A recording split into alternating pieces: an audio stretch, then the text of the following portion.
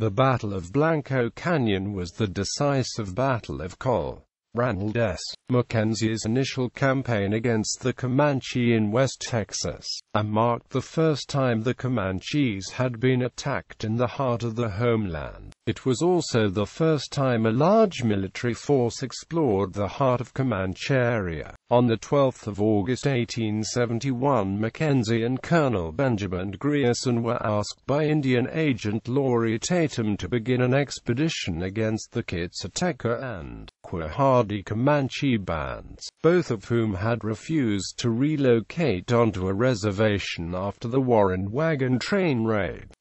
Mackenzie assembled a powerful force consisting of 8 companies of the 4th United States Cavalry, 2 companies of the 11th Infantry, and a group of 20 Tonkawa Scouts.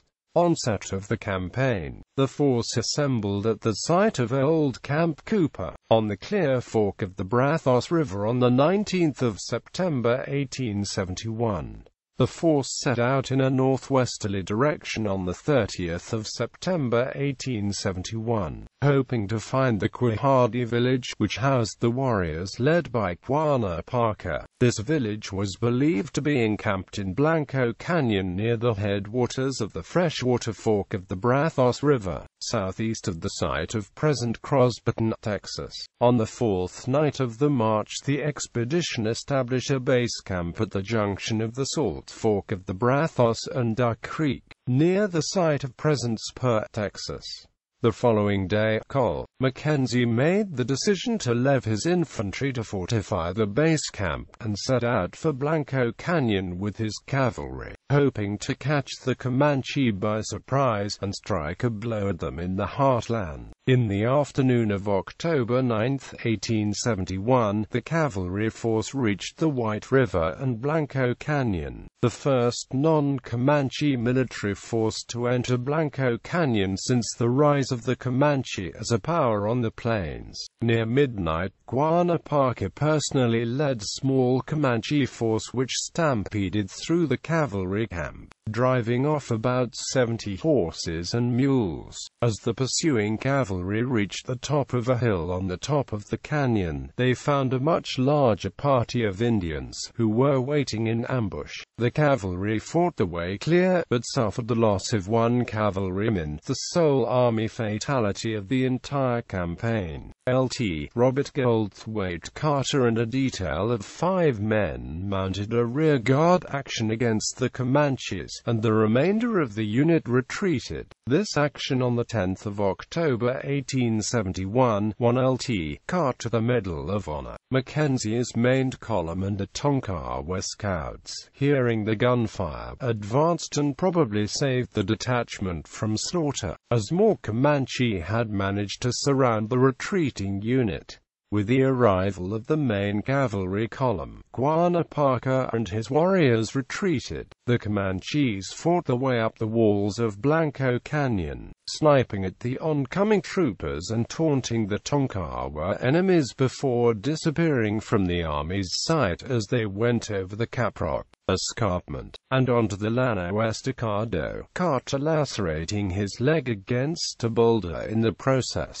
The remainder of the expedition, Mackenzie pursued the Indians over the next few days, forcing them to abandon lodgepoles, buffalo hides, tools, and most of the possessions as they fled. These were the necessities of life for the Comanche, and meant the coming winter would be unusually bleak without shelter or accumulated food. The army was able to catch up with the fleeing warriors, slowed by the families, in the late afternoon of October 12, 1871. Mackenzie was unable to attack them due to the arrival of an unseasonable blue norther. High winds, blinding snow, hail and sleet halted the cavalry advance and allowed the Comanche to again retreat safely. The cavalry force continued the pursuit the following morning, but the weather and conditions allowed the Comanche to disappear into the storm. Mackenzie ordered his troops to follow what the scouts believed was the Comanche Comanche Trail for about 40 miles,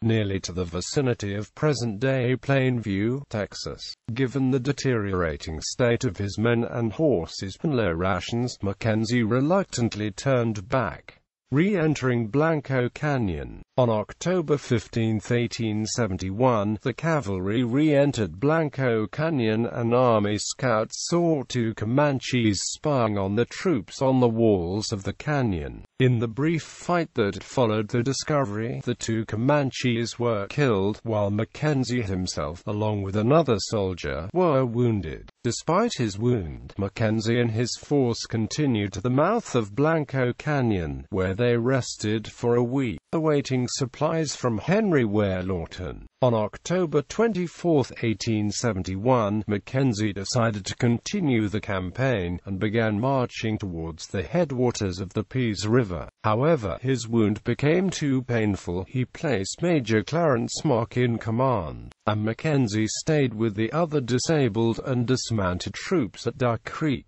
On November 6, in the midst of a snowstorm, Major Mock's expedition returned. On November 12, 1871, Mackenzie's force made it to Fort Griffin and Fort Richardson on the 17th of November. Result of the expedition: Colonel Mackenzie regarded the entire expedition as unsuccessful.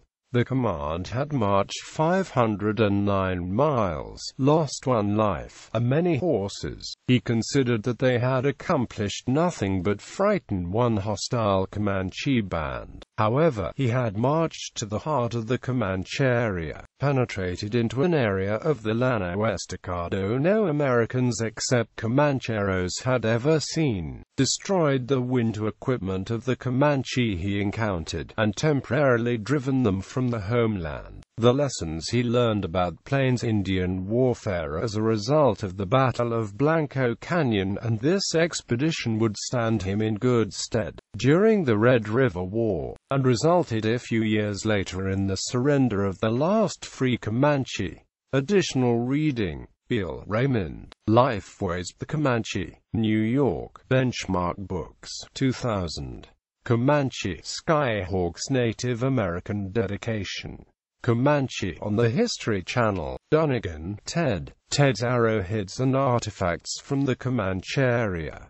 Fehrenbach, Theodore Reed. The Comanches, The Destruction of a People. New York, Knopf, 1974, ISBN 0394488563. Later republished under the title The Comanches, The History of a People. Foster, Morris. Being Comanche. Frazier, Ian. Great Plains. New York, Farrar, Straus and Giroux, 1989. John, Elizabeth and A. H. Storms brewed in other men's worlds. The confrontation of the Indian, Spanish, and French in the Southwest, 1540 to 1795. College Station, TX, Texas A&M Press, 1975. Lodge, Sally. Native American People, the Comanche. Vero Beach, Florida, 32964. Rourke Publications, Inc., 1992. Lund, Bill. Native Peoples. The Comanche Indians, Mankato, Minnesota. Bridgestone Books, 1997. Mooney, Martin. The Junior Library of American Indians, The Comanche Indians. New York, Chelsea House Publishers, 1993. Native Americans, Comanche. Powell, Joe and Frontier Blood, The Saga of the Parker Family. Richardson, Rupert N. The Comanche Barrier to South Plains Settlement, A Century and a Half of Savage Resistance to the Advancing White Frontier. Glendale, C.A. Arthur H. Clark Company, 1933. Rawlings, Willard. Indians of North America, The Comanche. New York, Chelsea House Publishers, 1989. C. Hoy, Frank. Changing Mill Ethnological Patterns on the Great Plains. Monograph of the American Ethnological Society, No. 21. Locust Valley, NY. J. J. Augustin, 1953. Streisguth, Thomas. Indigenous Peoples of North America, The Comanche. San Diego, Lucent Books Incorporation, 2000. The Texas Comanches, on Texas Indians. Wallace, Ernest, and E. Adamson Hobel.